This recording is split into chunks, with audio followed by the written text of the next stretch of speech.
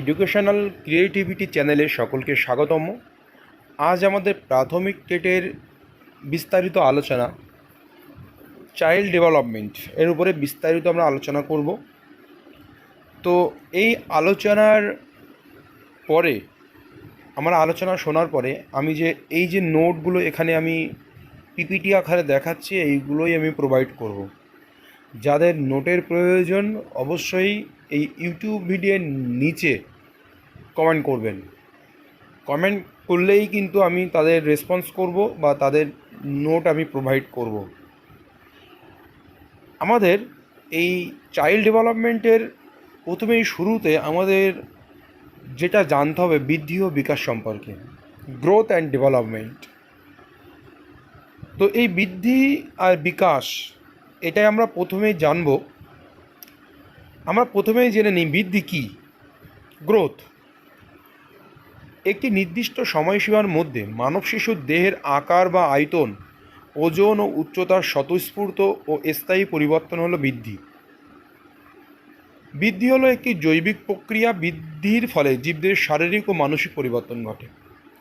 তো বলছে বৃদ্ধি একটি মানব শিশুর দেহের আকার, আয়তন, ওজন ও উচ্চতার পরিবর্তন।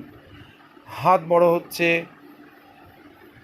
পা বড় হচ্ছে, মাথার আকৃতি বৃদ্ধি পাচ্ছে, শরীরের ওজন বৃদ্ধি পাচ্ছে, উচ্চতা বৃদ্ধি পাচ্ছে, এইগুলোই প্রধানত বৃদ্ধি। বৃদ্ধির ফলে আমাদের পরিমাণগত জিনিস, বৃদ্ধি একটি পরিমাণগত জিনিস, এরপরে পরিমাণগত জিনিস, এর একই পাশে অবস্থিত হচ্ছে বিকাশ।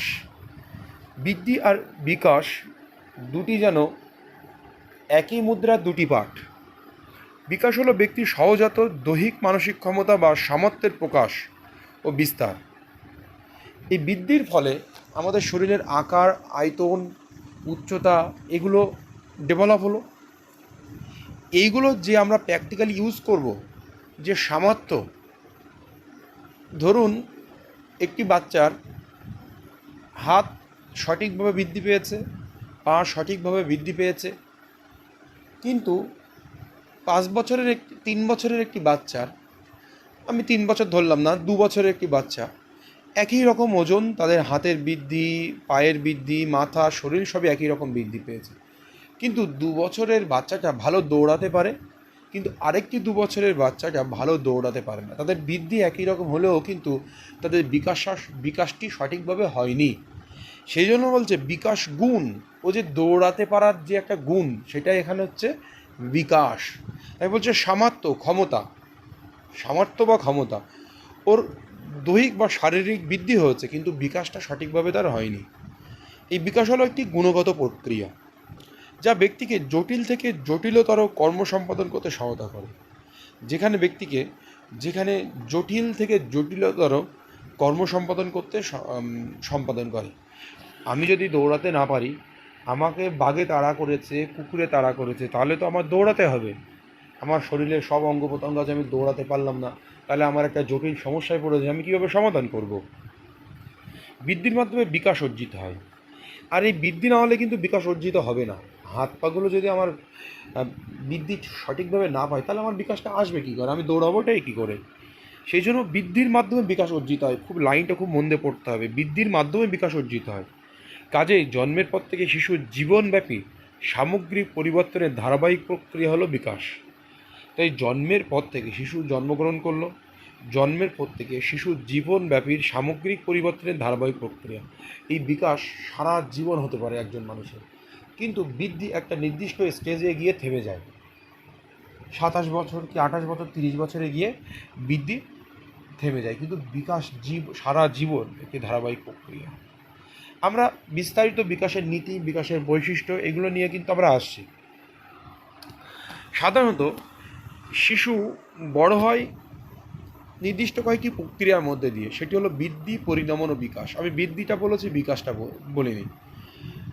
তো পরিণমনটা এই বৃদ্ধি আর বিকাশের একটি মিশ্রণ বলা যেতে পারে। পরিণমন একটি জৈবিক মানসিক প্রক্রিয়া, এটা স্বাভাবিকভাবে বয়সের সঙ্গে সঙ্গে পরিণমনটা আমাদের মধ্যে চলে আসে। যেমন আমার মধ্যে একটি অভিজ্ঞতা আছে, আমি নতুন একটি অভিজ্ঞতার সঞ্চার করলাম, দুটো মিলেমিশে একটা আমি জ্ঞান অর্জন করলাম বা কোনো কিছু বৃদ্ধি হলো, আমার মধ্যে বিকাশ হলো, পরিণমন হচ্ছে বৃদ্ধি আর বিকাশের একটা চূড়ান্ত স্টেজ। তাই বলছে বৃদ্ধি, পরিণমন, বিকাশ, এই তিনটি প্রক্রিয়ার মধ্যে দিয়ে মানুষ বড় হয়ে থাকে। আমাদের মানব জীবনের জীবের বৃদ্ধির বৈশিষ্ট্য, আমরা এবার পড়ব বৃদ্ধির বৈশিষ্ট্য, এরপরে আমরা বিকাশের বৈশিষ্ট্যও পড়ব। বৃদ্ধির বৈশিষ্ট্য হচ্ছে বংশধারা ও পরিবেশের মিথস্ক্রিয়া। বংশধারা ও পরিবেশের মিথস্ক্রিয়ার ফলেই বৃদ্ধি ঘটে। শিক্ষকের কাজ হলো এমন পরিবেশ রচনা করা যা মিথস্ক্রিয়াকে উৎসাহিত করে এবং বৃদ্ধিকে সার্থক করে তোলে। ধরুন একটা শিশুর বাবা মা, দাদু দিদা, ঠাম্মা ঠাম্মি বা ঠাকুরদা বা ফ্যামিলির যারা আছে সবাই লম্বা, তাদের হাত লম্বা, পা লম্বা, চোখের গঠন সুন্দর, সব কিছু সুন্দর, তাহলে এটা বংশধারার প্রভাবে সে সেটা পেয়েছে। কিন্তু বৃদ্ধিটা এত ভালো, কিন্তু তার নারিশমেন্ট, জন্মগ্রহণের পরে যে নারিশমেন্ট যেটা প্রয়োজন, যেটা হচ্ছে পরিবেশ, সেটা সে পেল না। তাহলে কিন্তু সেই ভালো বৃদ্ধি হয়ে কিন্তু লাভ নেই। তাই বলছে বৃদ্ধি বংশধারা ও পরিবেশের মিথস্ক্রিয়া। সঠিক বৃদ্ধি পেল সে, কিন্তু সেটাকে সঠিকভাবে কার্য সম্পাদন করার জন্য ভালো ম্যাটেরিয়াল দরকার, ভালো উপাদান দরকার। একটা বাচ্চা তার সব কিছুই আছে, কিন্তু মেরিটোরিয়াস স্টুডেন্ট, কিন্তু তার ভালো স্কুল পরিবেশে ভর্তি করা হলো না, তার বাড়ির পারিপার্শ্বিক পরিবেশ ভালো না, তাহলে কিন্তু তার সেই বৃদ্ধিটা কার্যকারী হলো না। তাই বলছে বংশধারা পরিবেশের মিথস্ক্রিয়ার ফলেই কিন্তু বৃদ্ধি ঘটে। শিক্ষকের কাজ হলো, একটি শিক্ষকের কাজ, এই যে পয়েন্টটা আপনারা দেখতে পাচ্ছেন, একটি শিক্ষকের কাজ হলো এমন পরিবেশ রচনা করা, এমন পরিবেশ তৈরি করতে হবে একটা শিক্ষকের, যে এই দুটোর মিথস্ক্রিয়াকে উৎসাহিত করে এবং বৃদ্ধিকে সার্থক করে তোলে। শিক্ষক সেই শিশুর জন্য বিভিন্ন রকম কর্মসূচি, প্রকল্প, একটা প্রাথমিক স্কুলে কী করা যেতে পারে, তাদের জন্য খেলার ব্যবস্থা করা যেতে পারে, তাদের জন্য হাতের কাজ, বিভিন্ন হ্যান্ডিক্রাফটের কাজের ব্যবস্থা করা যেতে পারে, তাদের মধ্যে নৈতিকতা শেখানো যেতে পারে, তাদের অ্যাসেম্বলিতে দাঁড়িয়ে বিভিন্ন ধরনের আলোচনা, তর্ক বিতর্ক, বিভিন্ন পাঠ তাদের শেখানো যেতে পারে, স্বাস্থ্য সম্পর্কে সচেতন করা।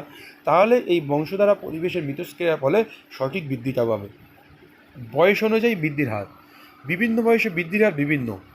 মেরিডিট অধ্যয়ন করে দেখেছেন বয়ঃসন্ধিকরণের কিছু পূর্ব থেকে বৃদ্ধির হার পুনরায় দ্রুত হয়।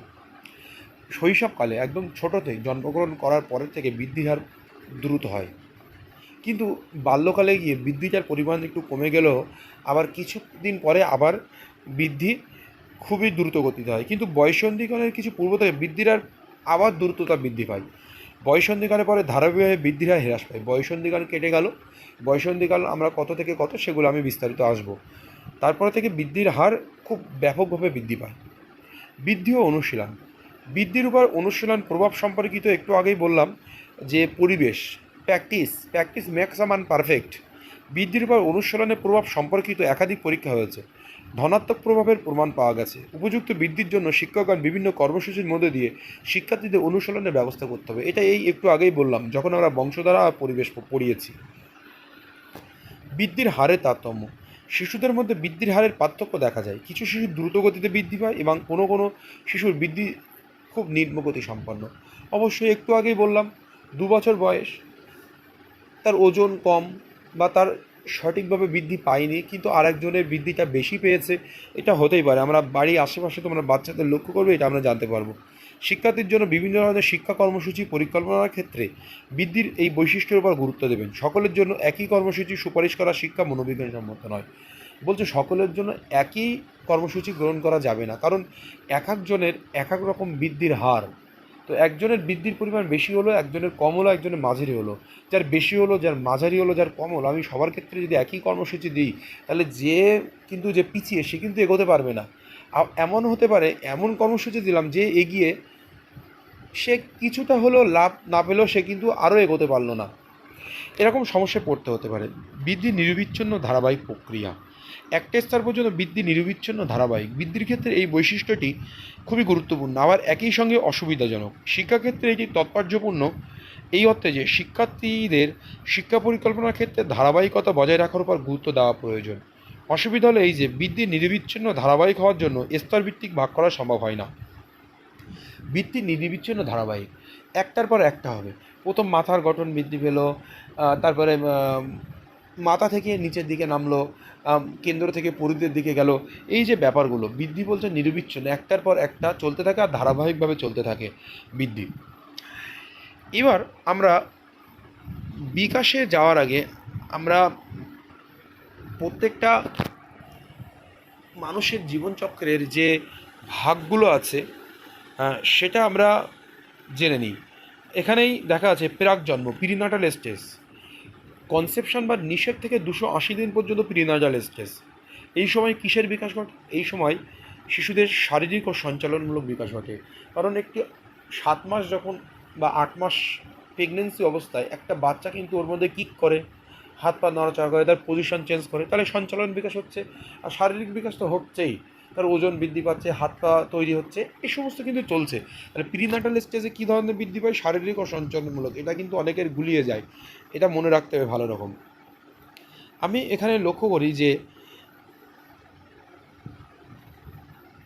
এখানে আমরা দেখব যে the study of child development of focuses on particular. আচ্ছা, আমি বিকাশটাও একটু বুঝিয়ে নিই, তারপরে আমরা ওই পার্টে আসবো, তাহলে বুঝতে সুবিধা হবে।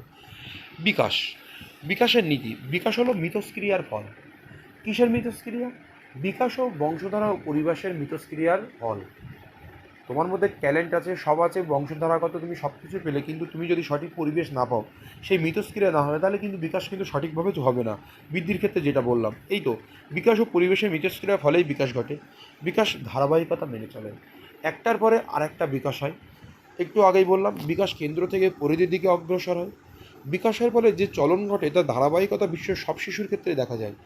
যেমন একটা বাচ্চা প্রথমে বসতে শেখে, তারপরে হামাগুড়ি দিতে শেখে, তারপরে দাঁড়াতে শেখে, তারপরে হাঁটতে শেখে, তারপরে দৌড়াতে শেখে। এইগুলো কিন্তু এই ধারাবাহিকতা প্রত্যেক শিশুর ক্ষেত্রে এই সিকোয়েন্স মেনটেন করবে, ক্রমটা মেনটেন করবে। বিকাশ পরস্পরের সঙ্গে সম্পর্কযুক্ত। একটা বিকাশের সঙ্গে আর একটা বিকাশ অবশ্যই সম্পর্ক আছে। আবার জ্ঞানমূলক বিকাশের সঙ্গে নৈতিক বিকাশ অবশ্যই সম্পর্ক, জ্ঞানমূলক বিকাশের সঙ্গে সামাজিক বিকাশ অবশ্যই সম্পর্ক। ভবিষ্যৎবাণীর নীতি।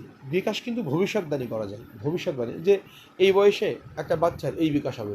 আমরা জানি সে 3 বছর বয়সে তার ভাষার বিস্ফোরণ ঘটে, সে অল্প অল্প ভাষা বলতে শেখে বা অনেক ভাষা সে জেনে যায়।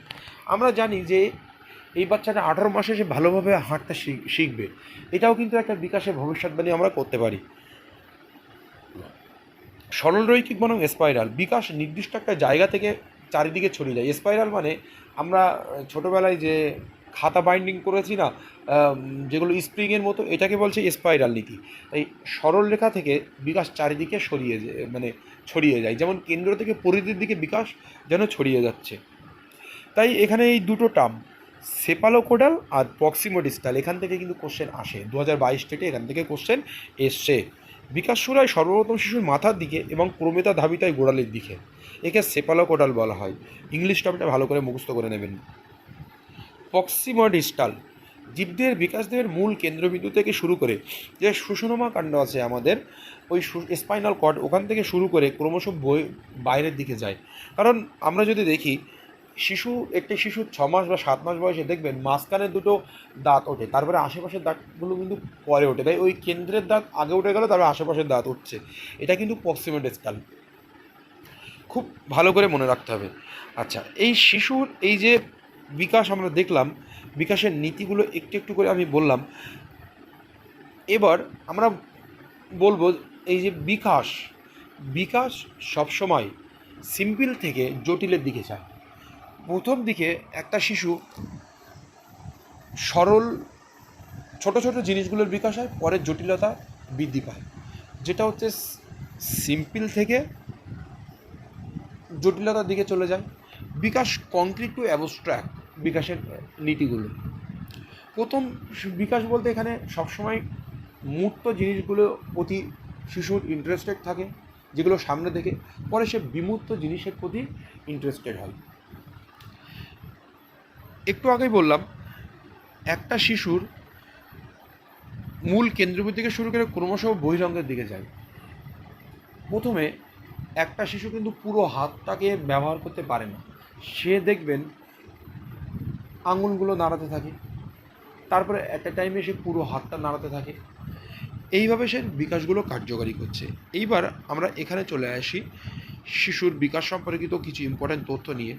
শিশু বিকাশবাদীরা বিশ্বাস করেন যে জীবনের কোনো নির্দিষ্ট একক সময় সমস্ত বিকাশকে নিয়ন্ত্রণ করে না। জীবনের কোনো নির্দিষ্ট সময় সমস্ত ধরনের বিকাশগুলো একসঙ্গে ঘটে না। নির্দিষ্ট পিরিয়ড আছে, নির্দিষ্ট সময় আছে, সেই সময়ের উপর ভিত্তি করে বিভিন্ন ধরনের বিকাশ চলে আসে। তারা বিশ্বাস করে যে জীবনের প্রতিটি সময় ক্ষমতার বৃদ্ধি ও হ্রাস উভয়েরই সম্ভাবনা ধারণ করে। জীবনের প্রতিটা সময় ক্ষমতার বা বিকাশের ফলে যে ক্ষমতা সেটা বৃদ্ধিও পেতে পারে, কখনো কখনো হ্রাস হতে পারে, উঠতে পারে সব সময়। ব্যক্তিরা তাদের জীবনব্যাপী উল্লেখযোগ্য পরিবর্তনের ক্ষমতা বজায় রাখে। জীবনব্যাপী বিভিন্ন রকম পরিবর্তন অবশ্যই আসতে পারে। এবার বলছে বিকাশের এখানে একটা জিনিস বলে দিই, বিকাশ একটা নীতি আছে, বিকাশের নির্দিষ্ট একটা ক্রম মেনে চলে, কিন্তু বিকাশের হারটা সবার ক্ষেত্রে একই না হতে পারে, পার্সেন্টেজটা। ক্রম বলতে কি, তার প্রথমে শিশু বসতে শিখবে, বসার বিকাশ হবে, তারপরে সে হামাগুড়ি দিতে শিখবে, তারপরে সে দাঁড়াতে শিখবে, তারপরে সে ছুটতে শিখবে। এই যে ম্যাটারটা দাঁড়াচ্ছে, হাঁটতে শিখবে, তারপরে ছুটতে শিখবে, এটা প্রত্যেকটা শিশুর ক্ষেত্রে ক্রম মেনটেন করছে, ক্রোনোলজি মেনটেন করে করে চলছে। কিন্তু রেট বা পেস, যেটা হার, পার্সেন্টেজ, কারো ক্ষেত্রে বেশি, কারো ক্ষেত্রে কম। একটা শিশু 6 মাসে হামাগুড়ি দিতে পারছে, 9 মাসে আর 7 মাসে হামাগুড়ি দিতে পারছে, 8 মাসে হামাগুড়ি দিতে, কিন্তু একটা শিশু 1 বছর বয়সে গিয়েও ঠিকঠাক হামাগুড়ি দিতে পারছে না। এই যে হারটা কিন্তু একই নয়, পার্সেন্টেজটা। এটা খুব ভাইটাল জিনিস, এখান থেকে কোশ্চেন আসে। এখান থেকে কী ধরনের কোশ্চেন আসে? এখান থেকে সাধারণত বিকাশের নিচের কোনটি বিকাশের বৈশিষ্ট্য নয়, বা নিচের কোনটি বিকাশের বৈশিষ্ট্য, নিচের কোনটি বিকাশের নীতি নয়, নিচের কোনটি বিকাশের নীতি। আচ্ছা, এবার হচ্ছে বিকাশের কিছু স্কোপ আছে, দিক আছে, সেইগুলো আমরা জানবো। প্রথম হচ্ছে শারীরিক বিকাশ, ফিজিক্যাল ডেভেলপমেন্ট। ফিজিক্যাল ডেভেলপমেন্ট বলতে এক্সামাইন্স হাউ ব্রেইন মানে আমাদের স্নায়ু, মানে মাথা, নার্ভাস সিস্টেম, স্নায়ু ব্যবস্থা, মাসেল মানে শরীরের যে পেশি ক্ষমতা, সেন্সরি ক্যাপাবিলিটিস, সংবেদনশীলতার ক্ষমতা, অ্যান্ড নিডস ফর ফুড, খাবারের চাহিদা, drink and sleep affect behaviour. তো এই যে ফিজিক্যাল ডেভেলপমেন্ট, এই জৈবিক বা শারীরিক যে চাহিদাগুলো, জৈবিক চাহিদার মধ্যে এই যে খাবার চাহিদা, পান করার চাহিদা, ঘুমানোর চাহিদা, এগুলো কিন্তু জৈবিক চাহিদার মধ্যে। তাহলে ফিজিক্যাল ডেভেলপমেন্টের মধ্যে আমরা কিন্তু এইগুলো পেয়ে যাই। এবার হচ্ছে কগনিটিভ ডেভেলপমেন্ট। কগনিটিভ ডেভেলপমেন্ট হচ্ছে জ্ঞানমূলক বিকাশ। আমরা জানি যে ইন্টেলেকচুয়াল ডেভেলপমেন্ট, বৌদ্ধিক বিকাশ, এই বৌদ্ধিক বিকাশ কিন্তু জ্ঞানমূলক বিকাশের একটা অংশ। কোনো কিছু পড়ে মুখস্থ করার ক্ষমতা, বোঝার ক্ষমতা, কম্প্রিহেনশন, আন্ডারস্ট্যান্ডিং, এগুলো কিন্তু সব কগনিটিভ ডেভেলপমেন্ট, ইন্টেলেকচুয়াল অ্যাবিলিটির মধ্যে, বা ইন্টেলিজেন্স, এগুলো সব কগনিটিভ ডেভেলপমেন্টের মধ্যে। প্রবলেম সলভিং, কোনো সমস্যার আমি সমাধান করতে পারছি, কগনিটিভ ডেভেলপমেন্ট। প্রত্যেকটা জায়গা মুখস্থ রাখতে হবে, প্রশ্ন পড়ে বা প্র্যাকটিস করার সময় অনেক কোশ্চেন পাবে, ইনক্লুডিং লার্নিং, শেখার ক্ষমতা, এটাও কগনিটিভ ডেভেলপমেন্ট। জ্ঞান, এগুলো সব জ্ঞানের মধ্যে, ভালো করে মনে রাখবে। বৌদ্ধিক বিকাশ, ইন্টেলেকচুয়াল, কগনিটিভ প্রায় একই স্টেজে চলে যায়। মেমোরি, স্মৃতি, এটাও কিন্তু কগনিটিভ ডেভেলপমেন্ট। এবার আসি পার্সোনালিটি বা social development. Examines enduring characteristic that difference one person from another. এখানে পার্সোনাল ডেভেলপমেন্ট বলছে এখানে যে তোমার যে চরিত্র বা বৈশিষ্ট্য থাকে একজন মানুষ থেকে আর একজন মানুষের মধ্যে যে পার্থক্য, ক্যারেক্টারিস্টিক, সেটাই বলছে পার্সোনালিটি, ব্যক্তিগত বৈষম্য বা ব্যক্তিগত পার্থক্য। And how interaction with others, তুমি কেমনভাবে অন্য কারোর সঙ্গে ইন্টারাকশান করছো, মিথস্ক্রিয়া করছো, সম্পর্ক তৈরি করছো, কথা বলছো, সেটাও কিন্তু পার্সোনালিটির matter. And social relationship grow and change over the life time. কীভাবে তুমি সামাজিক সম্পর্ক তৈরি করছো এবং তোমার এই সামাজিক বিকাশ, এই পার্সোনালিটি, এই ইন্টারেকশান, এগুলো সময়ের সঙ্গে সঙ্গে জীবনব্যাপী একটা পরিবর্তন হচ্ছে। এইগুলো সব পার্সোনালিটি অ্যান্ড সোশ্যাল ডেভেলপমেন্টের মধ্যে। এবার আসি প্রত্যেকটা মানুষের জীবনের যে চাইল্ড ডেভেলপমেন্টের যে ভাগগুলো আছে, বিভিন্নজন বিভিন্ন রকমভাবে ভাগ করেছেন। যেমন আর্নেস্ট জোন্স এটাকে 8টি ভাগে ভাগ করেছেন, রুশো ভাগ করেছেন 4টি ভাগে, পিকুনাস 10টি ভাগে ভাগ করেছেন। এইগুলো আমরা পড়বো আরও। The study of child development focuses on particular age ranges which is broadly divided childhood and adolescence into the prenatal period. Prenatal period থেকে এই যে চাইল্ডহুড, বাল্যকাল এবং অ্যাডোলসেন্স, এটা অনেক বৃহৎ আকারে ভাগ করা হয়েছে। এই প্রিনাটাল পিরিয়ডের পরেই যে স্টেজগুলো, প্রিনাটাল বলতে the period from conception to birth, যেদিন থেকে কনসেপ্ট করছে সেখান থেকে জন্মগ্রহণের আগে পর্যন্ত বলছে প্রিনাটাল স্টেজ। তোমাদের ডিএলএডের বইতে কিন্তু এগুলো বিস্তারিত আরও আছে, কিন্তু আমি যেগুলো প্রয়োজন সেইগুলো আলোচনা করবো। পরীক্ষায় যেখান থেকে কোশ্চেন আসে আমি কিন্তু পুরো ডিএলএডের বই আলোচনা করব না, এটা আমি বলে নিলাম। এবার আমরা এই ভাগগুলো দেখে নিই। ইনফ্যান্সি বা টডলারহুড। ইনফ্যান্সি মানে শৈশব, টডলারহুড মানে ও শৈশব। এই দুটো কথা কিন্তু মনে রাখতে হবে। ইনফ্যান্সি বা টডলারহুড যারা সিটেট দেবে তাদের প্রয়োজন হতে পারে। এটা জন্ম থেকে 2 বছর বা কখনো কখনো 3 বছর ধরা হয়, আমরা 2 বছরটাই মাথায় রাখবো। এটাকে বলি শৈশব, টডলারহুড। এবার হচ্ছে প্রি স্কুল পিরিয়ড, যেটাকে বলছি আমরা প্রারম্ভিক বাল্যকাল, মানে স্কুল যাওয়ার আগে 3 থেকে 5 বছর। 5 বছর থেকে সরকারিভাবে প্রাথমিক স্কুলে শিশুরা ভর্তি হয়, প্রাক প্রাথমিকে। তার আগে পর্যন্ত যে স্টেজটা, এটাকে বলছে প্রি স্কুল পিরিয়ড। এরপরে আসি আমরা মিডিল চাইল্ডহুড। মিডিল চাইল্ডহুড বলতে এটাকে পরবর্তী বাল্যকাল, আদি বাল্যকাল যেটাকে বলছি, এটা বা স্কুল পিরিয়ডও আমরা বলতে পারি। ওটাকে বলছি প্রি স্কুল পিরিয়ড, এটা হচ্ছে স্কুল এজ বা স্কুল পিরিয়ড। 6 থেকে 12 বছর, কারণ 6 বছর থেকে ওরা সরাসরি পড়াশোনার মধ্যে নিমগ্ন হয়ে যায়। ক্লাস 1-এ 6 বছর সে পড়াশুনো করে, 5 থেকে 6 বছরের মধ্যে সে পিপিতে বা তারপরে 6 এইভাবে সে পড়াশুনো করতে শুরু করে। সেই জন্য মিডিল চাইল্ডহুড বা স্কুল এজ, ভালো করে মনে রাখতে হবে, স্কুল এজ। স্কুল এজ এই সময় শিশুদের মধ্যে প্যার গ্রুপের বা যেগুলো হচ্ছে বন্ধু বান্ধবী তৈরি হয় এই সময়। এবার হচ্ছে অ্যাডolescence, খুব ভাইটাল গ্রুপ অ্যাডolescence। ঝড়ঝঞ্ঝার কাল বলেছেন এটাকে স্ট্যানলি হাল। অ্যাডolescence কথাটি কোথা থেকে এসছেন, এই সমস্ত যে অ্যাডolescence কথা কোথা থেকে এসে, অ্যাডোলেসিয়ার কথা, এগুলো কিন্তু আমার পরবর্তী নোটে আসছে, আমি তখন আলোচনা করব। আমি কিন্তু এখন এইগুলো বিস্তারিত বলছি না, আমি ভিতরে ঢুকবো আর বিস্তারিত আলোচনা করব। অ্যাডolescence এটা 12 থেকে 18 আমরা মনে রাখবো, এখানে 12 থেকে 20 আছে, কিন্তু এনসিইআরটি বই অনুযায়ী কিন্তু আমরা 12 থেকে 18 মনে রাখবো। কখনো কখনো 20 হিসাবে কোশ্চেন আসে, আমরা কিন্তু এগুলো গুলিয়ে যাই না। অ্যাডolescence হচ্ছে বয়ঃসন্ধিকাল, সবচেয়ে ভাইটাল কাল এটা। এইবার এটাকে আমরা পিউবার্টিও বলে থাকি, বয়ঃসন্ধিকাল। এই বয়ঃসন্ধিকাল সাধারণত মেয়েদের ক্ষেত্রে 15 বছরেই কমপ্লিট হয়, আর ছেলেদের ক্ষেত্রে 17 বয়স, এটা আমরা অ্যাভারেজ ধরতে পারি, মনে রাখবো। কিন্তু একটা জিনিস, একটা বাচ্চা বা শিশু চাইল্ডহুড বা বাল্যকাল থেকে কীভাবে অ্যাডolescence-এ প্রবেশ করলো, তার কোনো ম্যাপিং, তার কোনো নির্দিষ্ট বৈশিষ্ট্য নেই যে তার জন্য আমরা ওকে ম্যাপিং করব বা ডেডলাইন দেবো, এটা হচ্ছে চাইল্ডহুড, এটা বয়ঃসন্ধিকাল। তাই বলছে the separation between middle childhood, মানে যেটা আদি বাল্যকাল বা পরবর্তী বাল্যকাল, স্কুল এজ, অ্যান্ড অ্যাডolescence বয়ঃসন্ধিকাল, which usually occurs around the age of 12। একটা শেষ হচ্ছে আর একটা শুরু হচ্ছে। এই শেষ বা শুরু, ইতিহাসের যুগকে আমরা যেমন ভাগ করতে পারি না সঠিকভাবে প্রাচীন যুগ, মধ্যযুগ, আদিযুগ, তেমনি আমরা এটাকেও সঠিকভাবে ডেডলাইন টানতে পারি না। এই বৈশিষ্ট্য বা এই সময় থেকে এইভাবে বলা যেতে পারে। কিন্তু আমরা এই বাউন্ডারি লাইন একটা ভাবতে পারি যে the boundary between this two stage is based on biological change, মানে জৈবিক চেঞ্জ বা শারীরিক চেঞ্জকে বলতে পারি। The onset of sexual maturation, সবচেয়ে বড় কারণ সেক্সুয়াল ম্যাচুরেশন। যৌন চাহিদা এই সময় শিশুদের বা ছাত্রছাত্রী বা এই সমস্ত বয়সীদের মধ্যে এসে যায়, এটাকে আমরা বয়ঃসন্ধিকাল ধরতে পারি। Which varies greatly from one individual to another. এই যে যৌন চাহিদাটা এক একজন, বা এই যে বাল্যকাল থেকে, আদি বাল্যকাল থেকে এই যে চাইল্ডহুড থেকে, মিডিল চাইল্ডহুড থেকে অ্যাডolescence-এ যাওয়া, এই যে ভাগটা আমরা ইন্ডিভিজুয়াল, ব্যক্তি টু ব্যক্তি ভ্যারি করে, পার্সন টু পার্সন ভ্যারি করে। The specific age of entry into adolescence varies from one person to the next. একটা পার্সন থেকে আর একটা পার্সন, ব্যক্তি টু ব্যক্তি ভ্যারি করে। তার কখন এই বয়ঃসন্ধিকাল শুরু হবে সেটা কেউ বলতে পারবে না ওইভাবে। Just as in the same way, cognitive, social, behavioral, and intellectual development occurs in the each individual in similar way at different pace and rates. বলছে এই কগনিটিভ, যেটাকে বললাম আমরা জ্ঞানমূলক, সোশ্যাল সামাজিক, বিহেভিয়ারাল মানে আচরণগত, অ্যান্ড ইন্টেলেকচুয়াল ডেভেলপমেন্ট এই বৌদ্ধিক বিকাশ অকার্স, এটাও ঘটে ইন্ডিভিজুয়াল ব্যক্তি বিশেষের উপরে। এর নির্দিষ্ট একটা রেট আছে, একটা পেস আছে, নির্দিষ্ট হারে ঘটে। সবার ক্ষেত্রে কিন্তু একই সময়ে একই cognitive, social, behavioural, intellectual development কিন্তু এখানে ঘটে না।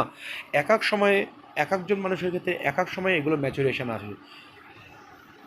সাম children reach the milestone earlier, কিছু শিশু এটা খুব আগেই পৌঁছে যায়, আবার সাম চিলড্রেন ইট লেটার, এটা দেরিতে আসে। And many in fact most reach just around the time of the average, এটা অ্যাভারেজ একটা স্টেজে গিয়ে তারা পৌঁছায়।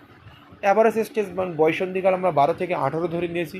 তো এই যে সমস্ত ডেভেলপমেন্টে একটা অ্যাভারেজ স্টেজ ধরে নাও, একটা শিশু হাঁটতে শিখবে 18 মাস বয়সে, তো 18 মাসের আশেপাশে বা সঠিকভাবে সে হাঁটতে শিখবে 17 মাস, 18 মাস, 20 মাস, একটা অ্যারাউন্ড অ্যাভারেজ কিন্তু ধরে নেওয়া হয় 18 মাস।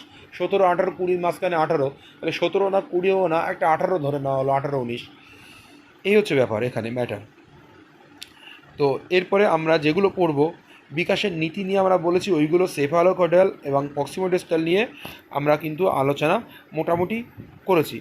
এরপরে আমরা যেটা বলছি, আবারও বলছি, বৌদ্ধিক বিকাশটা একটু বলে নিই। যেটা আমরা পড়েছি ইন্টেলেকচুয়াল ডেভেলপমেন্ট, যে প্রক্রিয়ার দ্বারা ব্যক্তির মানসিক ক্ষমতার উন্নতি ঘটে এবং বিকাশ সাধিত হয়। ব্যক্তির জ্ঞানমূলক, বিচারমূলক, ধারণামূলক ক্ষমতার বিকাশ ঘটে, তাকে বৌদ্ধিক বিকাশ বলে। বৌদ্ধিক বিকাশের ফলে জীবদের ধারণা, প্রত্যক্ষণ, স্মৃতি, চিন্তন, কল্পনা, বুদ্ধি প্রভৃতির দিকে পরিবর্তন হয়। বৌদ্ধিক বিকাশ জ্ঞানমূলক বিকাশ, যে কোগনিটিভ ডেভেলপমেন্টের একটি পার্ট বলা যেতে পারে, যেখানে একটি শিশুর মানসিক ক্ষমতা বৃদ্ধি পায়, জ্ঞানমূলক দিক, চেতনার দিক বৃদ্ধি পায়, বিচার করার ক্ষমতা বা কোনো কিছু ধরে রাখার ক্ষমতা, সেইগুলোকে আমরা একসঙ্গে বৌদ্ধিক বিকাশ বলতে পারি। বৌদ্ধিক বিকাশ বলতে যেমন বলছে কনসেপ্ট, ধারণা, প্রত্যাখ্যান, পারসেপশন, স্মৃতি, মেমোরি, চিন্তন, থিঙ্কিং, কল্পনা, ইমাজিনেশন, বুদ্ধি, ইন্টেলিজেন্ট প্রভৃতি দিকের পরিবর্তন বা এই দিকগুলোর পরিবর্তন হচ্ছে বৌদ্ধিক বিকাশ। আমরা এখানে পেঁয়াজের বৌদ্ধিক বিকাশের যে 4টি স্তর, এটা আমরা এখন অ্যাট এ গ্লান্স তোমরা একবার দেখে নাও। সংবেদন সঞ্চালনমূলক স্তর, দ্য সেন্সরি মোটর স্টেজ, জন্ম থেকে 2 বছর, প্রাক সক্রিয়ত স্তর, প্রি অপারেশনাল স্টেজ 2 থেকে 7 বছর, মূর্ত সক্রিয়ত স্তর, কংক্রিট অপারেশনাল স্টেজ 7 থেকে 11 বছর, যৌতিক সক্রিয়ত স্তর, ফর্মাল অপারেশন স্টেজ 11 বছর থেকে সমগ্র কৈশোরকাল পর্যন্ত। তো আমরা এইগুলো বিস্তারিত পেঁয়াজের নিয়ে একটা চ্যাপ্টার আলাদা করে পড়বো, আলাদা নোট নিয়ে। পেঁয়াজের এই যে টপিকটার মধ্যে কিছু কিছু ইম্পর্টেন্ট কিওয়ার্ড আছে, সেইগুলো আমরা পড়বো, কারণ এখান সেই কিওয়ার্ডের উপরে বেস করে প্রচুর কোশ্চেন আসে। সেহেতু পেঁয়াজে নিয়ে এখন আর বিস্তারিত আমরা বলছি না। আমরা বৃদ্ধি পড়লাম, বিকাশ পড়লাম। বৃদ্ধি ও বিকাশের মধ্যে একটা সম্পর্ক তো আছেই, সেটা আমরা পড়ব। বৃদ্ধি ও বিকাশ পরস্পর সম্পর্কযুক্ত। বৃদ্ধি ছাড়া বিকাশ সম্ভব নয়। বৃদ্ধি হলো দৈহিক আকার আকৃতির সর্বাঙ্গীন পরিবর্তন, কিন্তু বিকাশ বাহ্যিক উদ্দীপকের প্রভাবে মানসিক সামগ্রিক পরিবর্তন সাধন করে। এর আগেই বলেছি, বৃদ্ধি হচ্ছে পরিমাণগত, দৈহিকের আমাদের দেহের আকার আকৃতি ওজনের দিকের বিকাশ, আর আর বিকাশ হলো আমাদের সামগ্রিক বিকাশ, বাহ্যিক উদ্দীপনার দ্বারা আমাদের এই বিকাশটা সম্পন্ন হয়। বিকাশ সম্পন্ন না হলে বৃদ্ধি হয়েও কোনো লাভ নেই। বৃদ্ধি ব্যক্তির অভ্যন্তরীণ ব্যাপারই ঠিকই, তেমনি বিকাশও ব্যক্তির অভ্যন্তরীণ ব্যাপার। বিকাশও ব্যক্তির অভ্যন্তরীণ ব্যাপার, বৃদ্ধিও ব্যক্তির অভ্যন্তরীণ ব্যাপার, কিন্তু বাহ্যিক ব্যাপার থেকে প্রভাবিত হয় বিকাশ, সেটাই এর আগের লাইনে বলা হচ্ছে। এবার হচ্ছে বৃদ্ধি ও বিকাশের মধ্যে পার্থক্য। বৃদ্ধি ও বিকাশ পরস্পর সম্পর্ক, বৃদ্ধি বিকাশের মধ্যে পার্থক্য। বৃদ্ধি বলতে সম্পূর্ণভাবে পরিমাণগত পরিবর্তনগুলিকে বোঝায়, মুখস্থ রাখতে হবে পরিমাণগত। বিকাশ বলতে ক্রম উন্নয়নশীল সামগ্রিক পরিবর্তনকে বোঝায়, এটা গুণগত ম্যাটার, ওটা হচ্ছে পরিমাণগত ম্যাটার। বৃদ্ধি হলো ব্যক্তির ওজন, দৈহিক উচ্চতা প্রভৃতি, এবং বিকাশ হলো ব্যক্তির গুণগত আচরণ ও ব্যবহার। এই দুটো কথা কিন্তু খুব ভালোভাবে মনে রাখবো। একটা হচ্ছে পরিমাণগত, আর একটা হচ্ছে গুণগত পরিবর্তন। বৃদ্ধি একটি জীবনব্যাপী প্রক্রিয়া নয়। বৃদ্ধি একটা নির্দিষ্ট স্টেজে গিয়ে থেমে যায়। মেয়েদের ক্ষেত্রে অ্যাপ্রক্স ধরে নেওয়া হয় 25 বছর, আর ছেলেদের ক্ষেত্রে 27 বছর ধরে নেওয়া হয়, বা ওই 27, 28, 30-এর আশেপাশে, আর মেয়েদের 25, 26, 27-এর আশেপাশে ধরে নেওয়া হয়। অন্যদিকে বিকাশ হলো জীবনব্যাপী ঘটমান ক্রিয়া। বৃদ্ধির শেষ আছে কিন্তু বিকাশের কোনো শেষ নেই, এটা আমরা জানি। বৃদ্ধি নিরবিচ্ছিন্ন ধারাবাহিকভাবে চলতে থাকে, একটি সামগ্রিক প্রক্রিয়া। বিকাশের কোনো শেষ নেই। একটা বয়সকালেও মানুষ কোনো কিছু শিখতে থাকে, বা তার মধ্যে ম্যাচুরেশন বা বিকাশ আসতেই থাকে। বৃদ্ধি বলতে আমরা শুধুমাত্র দৈহিক বিকাশকেই বুঝে থাকি, কিন্তু বিকাশ বলতে আমরা শুধুমাত্র দৈহিক বৈশিষ্ট্যই না, তার সঙ্গে সঙ্গে সামাজিক, মানসিক, জ্ঞানমূলক প্রভৃতি বৈশিষ্ট্যের গুণগত পরিবর্তনকেও বোঝায়। এক কথায় বৃদ্ধি হলো কারণ, আর বিকাশ হলো তার ফল। খুব ভালো করে মনে রাখতে হবে, এই যে এক কথায় বৃদ্ধি হলো কারণ আর বিকাশ হলো তার ফল। এই বৃদ্ধির জন্যই বিকাশটা আসে। বৃদ্ধিটা কারণ, কজ আর এফেক্ট। বৃদ্ধিটা আসে বলেই বিকাশটা পরিপূর্ণতা পায়। তো এই লাইনটা খুব ভালো করে মনে রাখবো, কারণ এখানে এই লাইনটা তুলে তুলে কোশ্চেন হয়। কিন্তু বৃদ্ধির পরিমাপ করা যায় পর্যবেক্ষণের মাধ্যমে, কিন্তু বুদ্ধির পরিমাপ করা যায় আধুনিক পরিমাপক কৌশল দ্বারা। এটা যে বৃদ্ধি আর বুদ্ধির কথা এখানে একটু বলে রেখেছে। বৃদ্ধির পরিমাপ করা যায় পর্যবেক্ষণের মাধ্যমে, কিন্তু বুদ্ধির পরিমাপ করা যায় আধুনিক পরিমাপক কৌশল দ্বারা। বৃদ্ধি হলো আকার ও আয়তনের পরিবর্তন, বিকাশ হলো আকৃতি ও ক্রিয়ার পরিবর্তন। বৃদ্ধি হলো আকার আয়তনের পরিবর্তন, মানে উচ্চতা বাড়ছে, ওজন বাড়ছে, এই সমস্তগুলো। আর বিকাশ হলো আকৃতি ও ক্রিয়ার পরিবর্তন। বিকাশ হচ্ছে তোমার কার্যকারী ক্ষমতা, তোমার মধ্যে সামর্থ্য কতটুকু বাড়লো সেটাই পরিবর্তন। বৃদ্ধি পরিমাণগত পরিবর্তন হয়, কিন্তু বিকাশের গুণগত পরিবর্তন হয়। এই যে পার্থক্যগুলো বললাম বৃদ্ধি ও বিকাশের মধ্যে, এই পার্থক্যটা মনে রাখলে আমরা অনেক প্রশ্নের উত্তর দিতে পারবো। কারণ বৃদ্ধি আর বিকাশ পরীক্ষার হলে বসে যে 1 মিনিট বা 30-40 সেকেন্ডের মধ্যে একটা প্রশ্নের উত্তর দিতে হবে, এটা কিন্তু আমরা গুলিয়ে ফেলি। সেই জন্য বারবার এই জায়গাগুলো পড়ে আমরা ক্লিয়ার করব। বৃদ্ধির নীতিগুলি কী কী? বংশধারা ও পরিবেশের মিথস্ক্রিয়া ফলেই ঘটে থাকে। বংশধারা ও পরিবেশের মিথস্ক্রিয়া, আগে আমরা প্রথমেই বলেছি বংশধারা পরিবেশের মিথস্ক্রিয়া, দ্বিতীয়বার আমি আর রিপিট করছি না। বিভিন্ন বয়সে বৃদ্ধির হার বিভিন্ন হয়, বয়সের উপরে বৃদ্ধির হার বিভিন্ন রকম হয়। আমরা আগেই বলেছিলাম যে একটা বাচ্চার জন্মগ্রহণ হওয়ার পর থেকে বৃদ্ধির হার বাড়তে থাকে, বাল্যকালে গিয়ে একটু কমে যায়, কিন্তু বয়ঃসন্ধিকালের আগে ওই সময় ব্যাপক হারে বাড়তে থাকে, কিন্তু বয়ঃসন্ধিকালের পরে গিয়ে বৃদ্ধির পরিমাণ আস্তে আস্তে কমতে থাকে। বৃদ্ধির হারে ব্যক্তিগত পার্থক্য দেখা যায়। বৃদ্ধি সব ব্যক্তির ক্ষেত্রে একই রকম পার্সেন্টেজ বা একই হারে হতে হতে পারে না। বিভিন্ন জনের হাত পা অনেকটা বেড়েছে, বা সে কিন্তু অন্যজনের ক্ষেত্রে সেই হাত পার বৃদ্ধির পরিমাণটা সঠিকভাবে নাও হতে পারে। এটা ব্যক্তিগত ভ্যারি করে।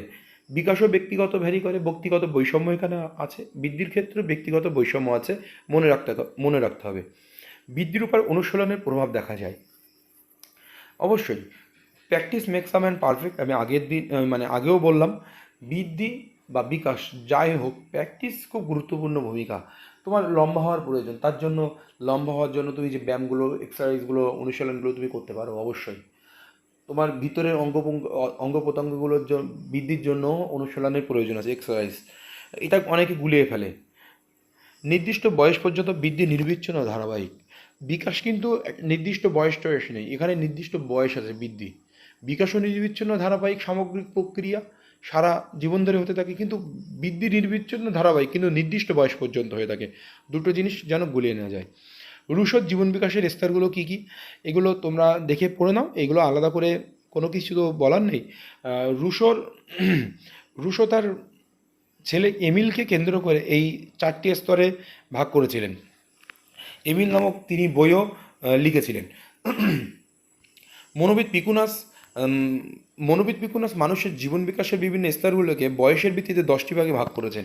এই 10টি ভাগ সবাই দেখে নাও, এটা আমি আর বিস্তারিত বলার কোনো প্রয়োজন নেই। প্রাক জন্ম স্তর, সদ্যজাত স্তর, প্রারম্ভিক শৈশব স্তর, কিন্তু এতটা মনে রাখার দরকার নেই।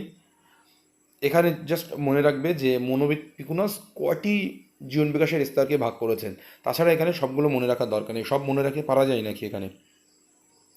আর্নেস্ট জোন্স 4টি ভাগে ভাগ করেছে জীবন বিকাশের স্তর। এই আর্নেস্ট জোন্সের যে ভাগটা, এটা একটু মনে রাখতে হবে। এই ভাগটা অনুযায়ী আমরা মোটামুটি বিভাগগুলো করেই থাকি, আর এইগুলো মোটামুটি ধরে চলি। তোমাদের ডিএলএড বইতে আর্নেস্ট জোন্সের কথাটা ছক আকার দেওয়া আছে, দেখবে। এরিকসন 8টি পর্বে ভাগ করেছেন বিকাশের স্তরকে, মানব জীবনের বিকাশের স্তর। এই এরিকসনকে আমরা আলাদাভাবে পড়বো, এরিকসনের মনোসামাজিক তত্ত্বে এই 8টি পর্ব সুন্দর সুন্দর করে পড়বো। এবার শিশুর বিভিন্ন ধরনের বিকাশ, আমি প্রথমে যে ইংলিশ নোটটা ছিল ওর মধ্যেও বলেছি, আবারও বলছি। দৈহিক বিকাশ, শিশুর বাহ্যিক ও অভ্যন্তরীণ অঙ্গ প্রত্যঙ্গের বিকাশ, উচ্চতা, ওজন, শারীরিক কাঠামো, স্নায়ুতন্ত্রের বিকাশ। মনে রাখতে হবে, এখান থেকে অপশান তুলে দেয়, নিচের কোনটি দৈহিক বিকাশ নয়, নিচের কোনটি দৈহিক বিকাশ, এইভাবে কোশ্চেন হয়। বা মানসিক বিকাশ, প্রাক্ষবিক বিকাশ, নৈতিক বিকাশ বা সামাজিক বিকাশ থেকে কোশ্চেন এইভাবে আসে। মানসিক বিকাশ বলতে চিন্তা, কল্পনা, সৃজনশীল বিকাশ। সৃজনশীল মানে ক্রিয়েটিভিটি, সে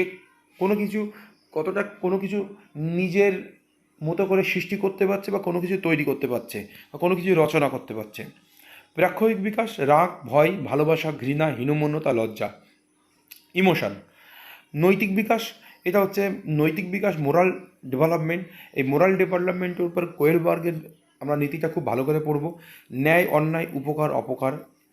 কোয়েলবার্গ তার বাই ডিলেমা যে গল্পটার উপরে, হেনিজের বাই ডিলেমা গল্পটার উপর ভিত্তি করে সুন্দর করে ন্যায়, অন্যায়, উপকার, অপকার, যে আমি যখন সিডিপির পার্টটা বোঝাচ্ছিলাম তখন আমরা বলেছিলাম কোয়েলবাগের যে লেভেল 6 3টে পর্যায় এগুলো আমরা জানবো পরে। সামাজিক বিকাশের সবচেয়ে গুরুত্বপূর্ণ হচ্ছে অভিযোজন, বিভিন্ন পরিবেশে অভিযোজন করা। সহানুভূতি, তোমার মধ্যে কতটা অন্যের জন্য সহানুভূতি আছে। একজন বিপদে পড়েছে বা একজন অসুস্থ হয়েছে, তুমি তাকে এগিয়ে যাওয়া, সাহায্য করার জন্য সহানুভূতি। সহযোগিতা সামাজিকরণের একটি মূল উপাদান বলা যেতে পারে। শৈশবে শিশুর দৈহিক বিকাশের বৈশিষ্ট্য। শৈশবে শিশুর দৈহিক বিকাশ কেমন হয়ে থাকে? প্রথম 2 বছর শিশু লম্বায় 10 ইঞ্চি থেকে 15 ইঞ্চি বাড়ে, মুখস্থ রাখার দরকার নেই। স্নায়ুতন্ত্রের দ্রুত বিকাশ ঘটে, এটা মনে রাখতে হবে। স্নায়ুকোষ বৃদ্ধি পায়, ইন্দ্রিয়গুলির কার্যক্ষমতার মধ্যে পূর্ণতা আসে। শিশু যখন হাঁটতে শেখে তখন থেকে তার দেহের নিয়ন্ত্রণ আসে। শৈশবে শিশুর একটি মানসিক বিকাশ লেখো। তো মানসিক বিকাশ বলতে শৈশবে কৌতূহল সৃষ্টির মানসিক বৈশিষ্ট্য একটি গুরুত্বপূর্ণ দিক। বয়স বাড়ার সঙ্গে সঙ্গে শিশুরা তার চারপাশে যা কিছু থাকে তার সব কিছুই তাদের কাছে নতুন, তাই শিশু জানতে চায় ও বুঝতে চায়। শিশুর মধ্যে কৌতূহল বৃদ্ধি পায়। এছাড়াও মানসিক বিকাশের দিক হিসাবে ভাষার বিকাশ গুরুত্বপূর্ণ, এই কৌতূহলটাও খুব গুরুত্বপূর্ণ। শৈশবে শিশুর ভাষাগত বিকাশ সম্পর্কে লেখো।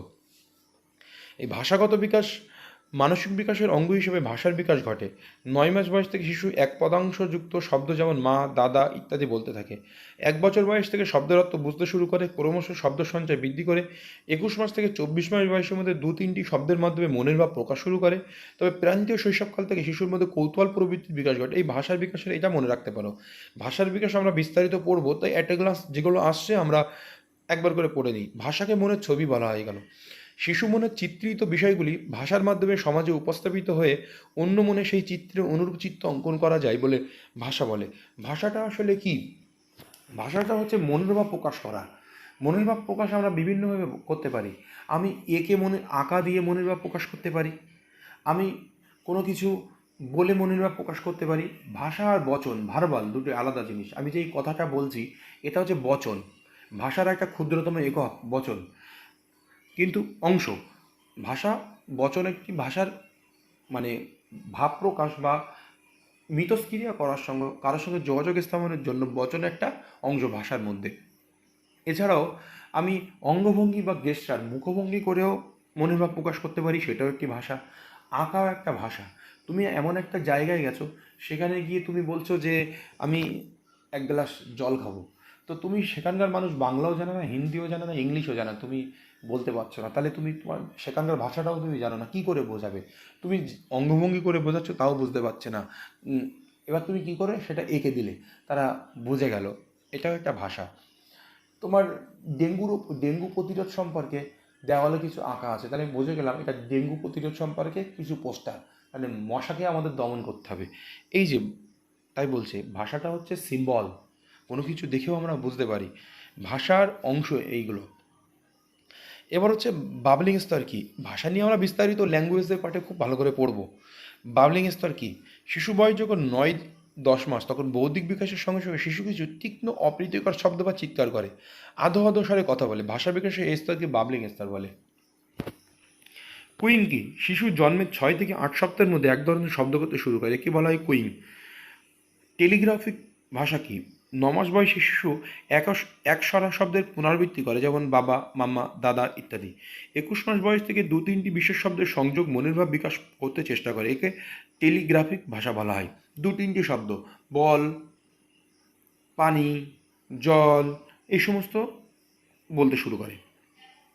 শৈশব শিশুর প্রাক্ষোভিক বিকাশ। প্রথমে শিশু প্রাক্ষোভ থাকে অসংগত ও সরল। 3 মাস থেকে শিশুর প্রক্ষোভ শুরু হয়। এই সময় সাধারণত উত্তেজনা দুপ্রকার, যথাক্রমে আনন্দ ও অস্বাচ্ছন্দ্য।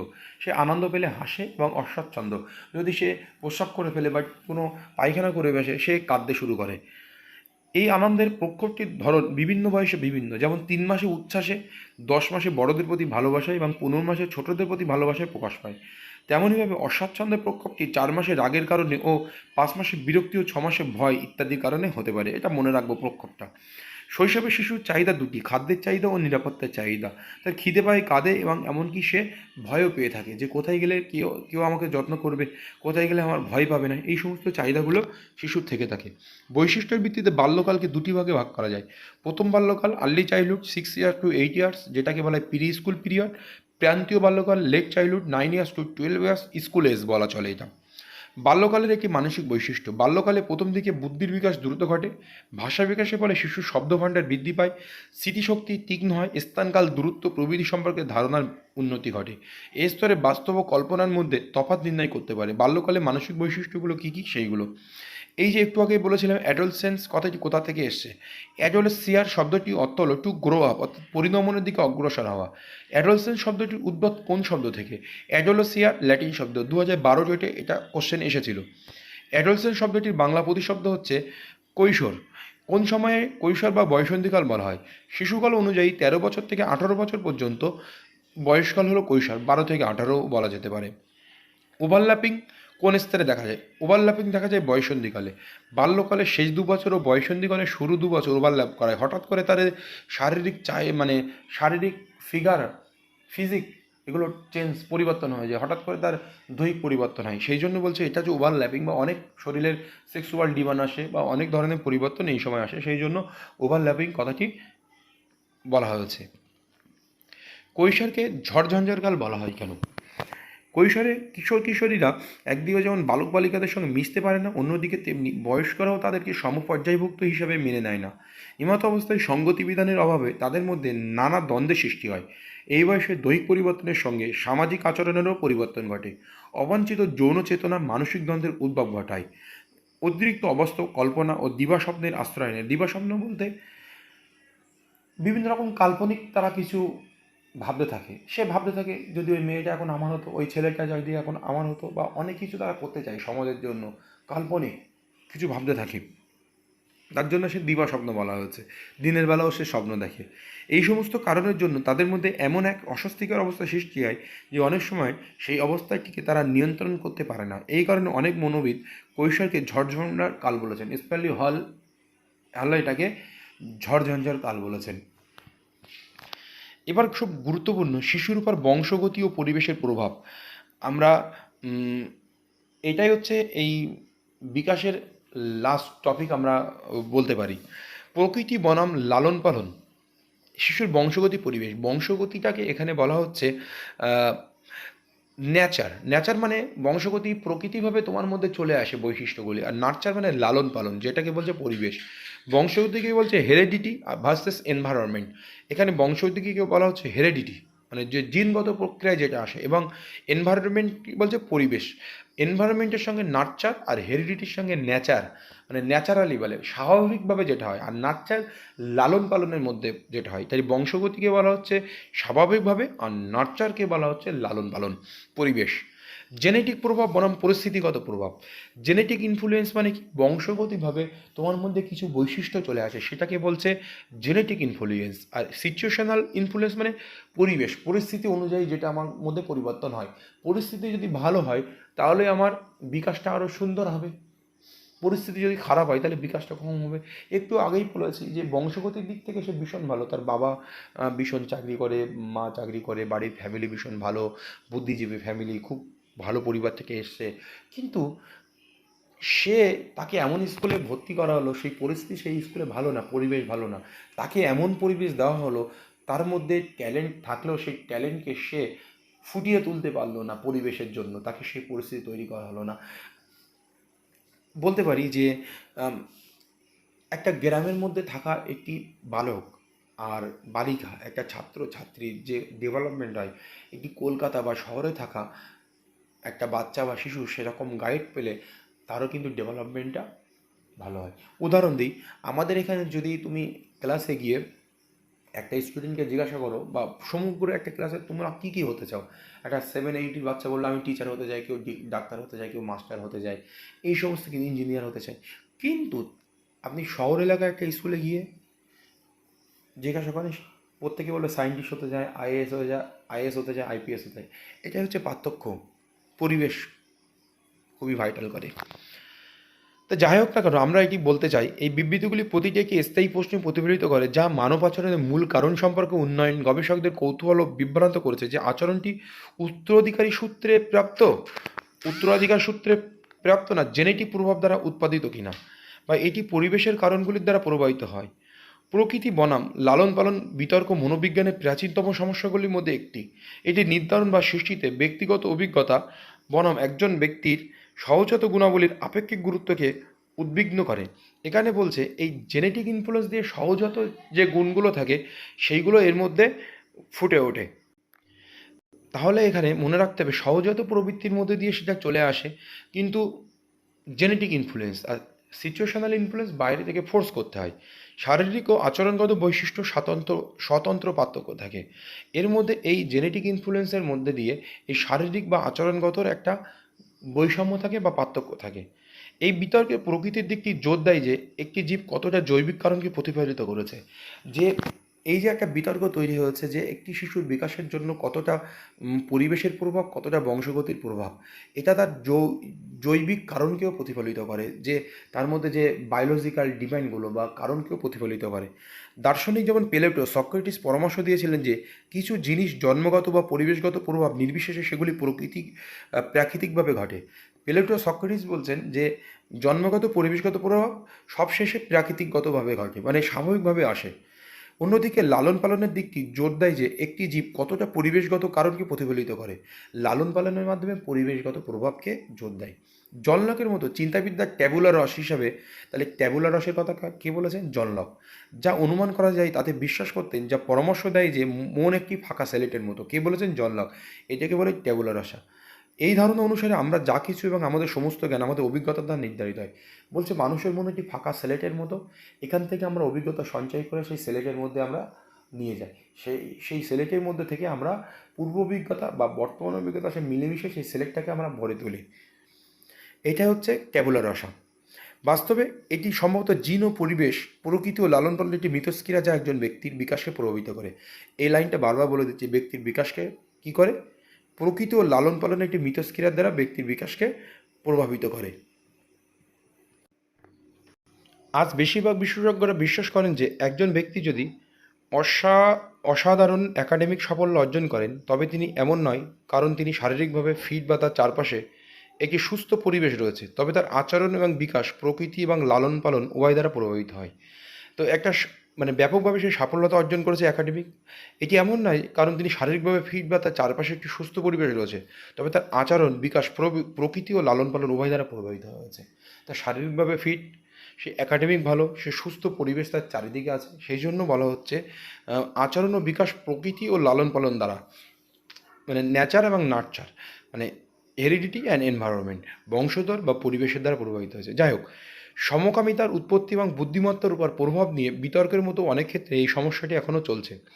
একইভাবে এমনকি যদি একজন ব্যক্তির গড় উচ্চতার চেয়ে লম্বা হওয়ার জন্য বংশগতভাবে জিন পাওয়া যায়, সে গড় উচ্চতার চেয়ে লম্বা হওয়ার জন্য তার জিনগত বৈশিষ্ট্য তার মধ্যে আছে, তবে ব্যক্তিটি জিনগতভাবে যতটা সম্ভবত তত লম্বা না হতে পারে। তবে সঠিক পুষ্টি সরবরাহ করা যায় না, এখানে সঠিক পুষ্টি না দেওয়ার জন্য সে জিনগতভাবে যতটা বাড়ার দরকার সে বাড়েনি। এখানে জিন এবং পরিবেশের মিথস্ক্রিয়া ব্লক করা হয়। এখানে জিন এবং পরিবেশের প্রয়োজন, তার সঠিক পুষ্টিও দরকার লম্বা হওয়ার জন্য, নাহলে সে সঠিক লম্বা হলো না। তাই এটি পরামর্শ দেওয়া হয়েছে যে জটিল মানব আচরণ এবং রোগ বোঝার চাবিকাঠি হলো জিন। তাহলে মানব আচরণ বোঝার জন্য বা জটিল রোগ বোঝার জন্য প্রয়োজন হচ্ছে জিন। আপনি ডাক্তারের কাছে গেলে বা কোনো মানসিক রোগী ডাক্তারের কাছে গেলে তার জিনগত বৈশিষ্ট্যও জানা হয়, তার বাবা মা, ঠাম্মা ঠাম্মি, দাদু দিদা সবার বৈশিষ্ট্যগুলো কিন্তু জানা হয়। পরিবেশ ও উভয়ের মধ্যে মিথস্ক্রিয়া সমানভাবে অধ্যয়ন করা হয়। তাহলে পরিবেশ একটা শিশুর বিকাশের ক্ষেত্রে পরিবেশ ও জিনের কতটুকু গুরুত্ব আপনারা বুঝতে পেরেছেন। এখান থেকে অনেক কোশ্চেন হয়। ন্যাচার নার্চার তুলে দিল, এটি কোনটিকে ডিনোট করে, বা হেরিডিটি এনভায়রনমেন্ট, এটা অপশানটা জাম্বেল করে দিল বা হ্যাপাজাইট করে দিল, দিয়ে এখান থেকে কোশ্চেন আসে। যাই হোক, এই হলো শিশুর ডেভেলপমেন্ট, বৃদ্ধি ও বিকাশের চ্যাপ্টার। আমি পরবর্তী ক্লাসেও নিয়ে আসবো, আপাতত এইটুকু।